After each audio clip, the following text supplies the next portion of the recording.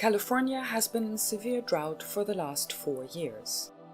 Yet in just a few storm events, California has not only temporarily erased that drought, but so much rain has fallen that the Oroville Dam emergency spillway has sustained significant damage, putting 200,000 Californians at risk.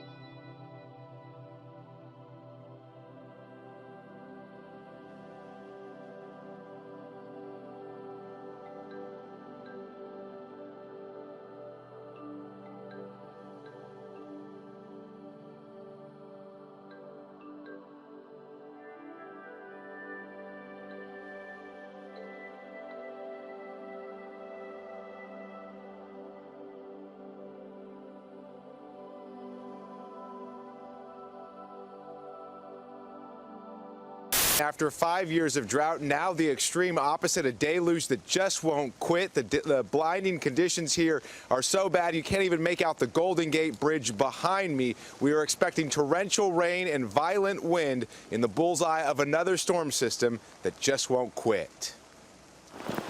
Overnight, the leading edge of another devastating storm, expected to drop 5 inches of rain and bring 65-mile-an-hour wind gusts to San Francisco. The Bay Area is bracing for rivers to rise again, roads to flood, and the potential for rock and mudslides to bury homes. In the city of Maxwell, where floodwaters swamped 50 houses over the weekend, residents returned just in time to evacuate again. Some people, they've already got like 4 or 5 inches of water in their house, and they said it's not even worth sandbagging. The damage is already done. 50 miles away, all eyes on Oroville and the race to release water from the stressed reservoir behind California's highest dam. Up to 10 inches of rain are expected here. The surging Feather River will be on the rise. In Los Angeles, they are cleaning up after the most powerful storm in years. A month worth of rain in a single day. The deadly weekend storm killing at least 5, triggering water rescues and massive power outages. Sinkholes swallowed cars and drivers, while freeways collapse, breaking apart beneath a fire truck.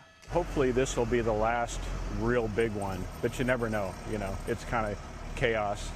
But now it's Northern California in the crosshairs, the start of a 2-day deluge promising to deliver a nasty punch.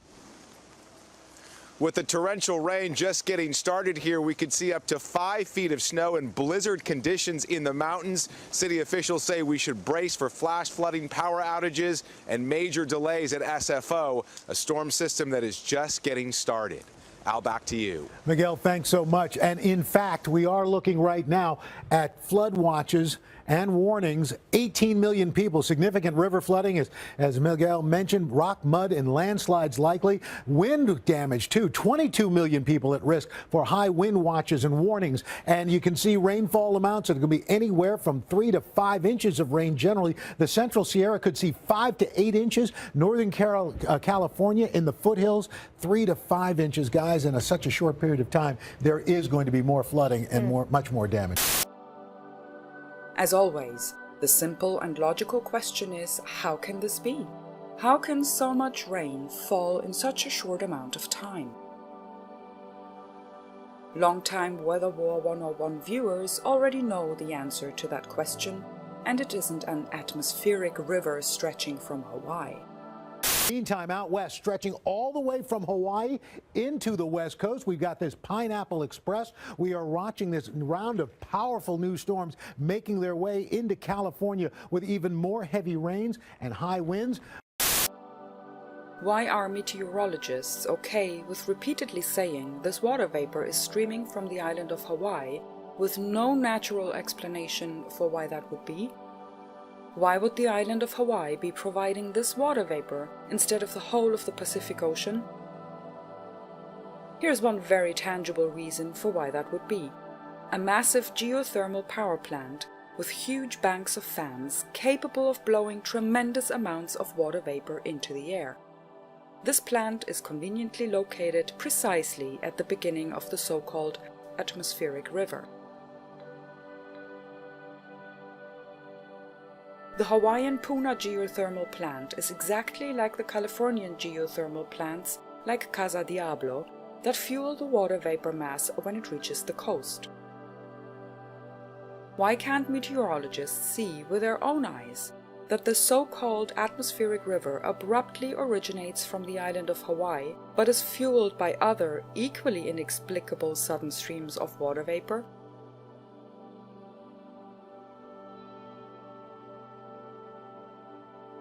Why can't meteorologists see that when this artificially created water vapor stream reaches the coast of California, bursts of water vapor erupt from all over the state to complete the storm system and create the otherwise inexplicable deluge California is currently experiencing?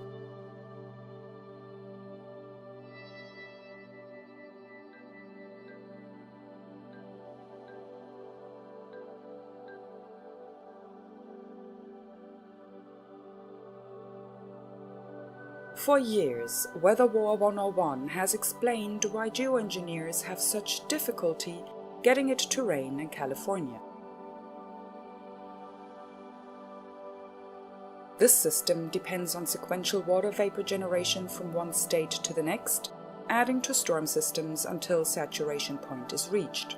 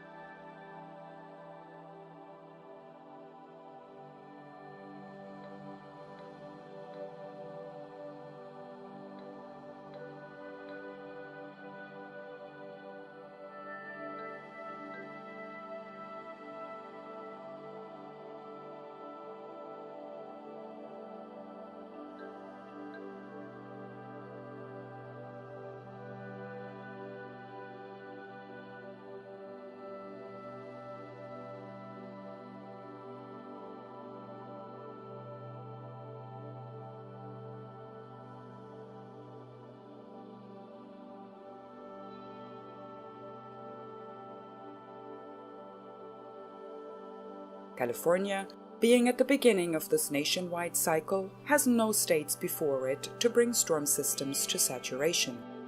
Since there are far fewer water vapor generators in the Pacific than there are on land, sufficient water vapor to tip saturation point rarely reaches California.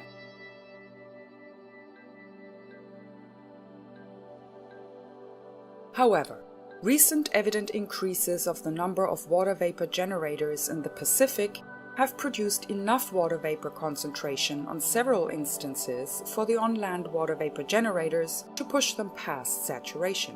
This is the verifiable sequence of events that produces these rare rainstorms in California and it is the verifiable sequence of the current storm as well.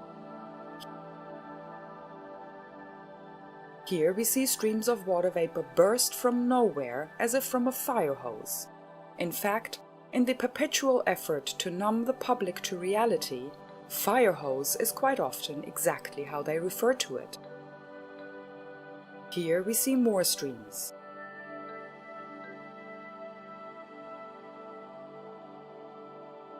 Here we see even more streams. These streams are intended to combine and bring near saturation water vapor mass to California, where it can be tipped to force rain. These streams are clearly not the result of slow evaporation from the sun. Clearly, this rapid water vapor generation comes from fixed sources in the Pacific Ocean. The most definitive way to show deliberate intent is to show the on-land water vapor generation streams that are intended to push the incoming water vapor past saturation point. Observing this proves the coordination and deliberate intent to make it rain, and once you understand the process, you can witness it with any storm on the planet.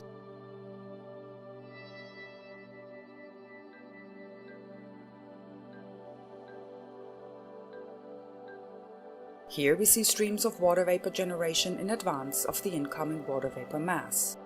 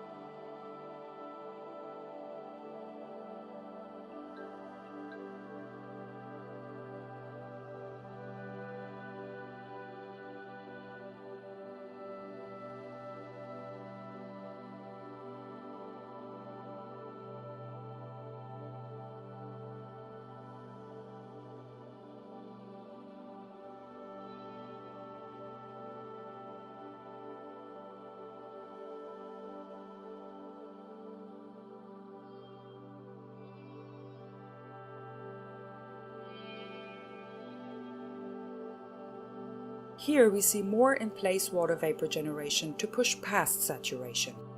This process continues and repeats.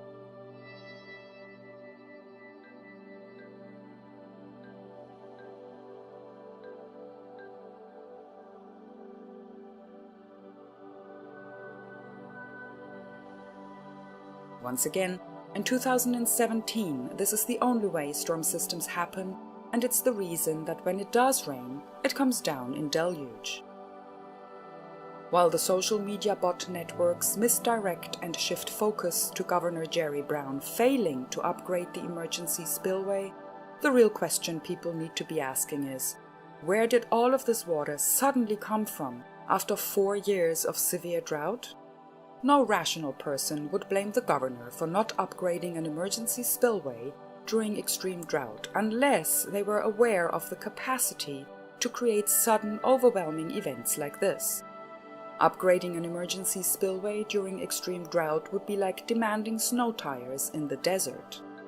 So, instead of continuing the usual cycle of sending hopes and prayers, blaming the event on Mother Nature, and sending support to rebuild without ever knowing the cause, help Weather War 101 shine daylight on this extraordinary, daily deception and educate the victims in these communities. Please contribute to the Weather War 101 Flash Flood project, purchase a copy of the Introduction to Geoengineering ebook, and get some Weather War 101 merchandise to show your knowledge and support. Help wake the masses up to the most obvious daily reality there is.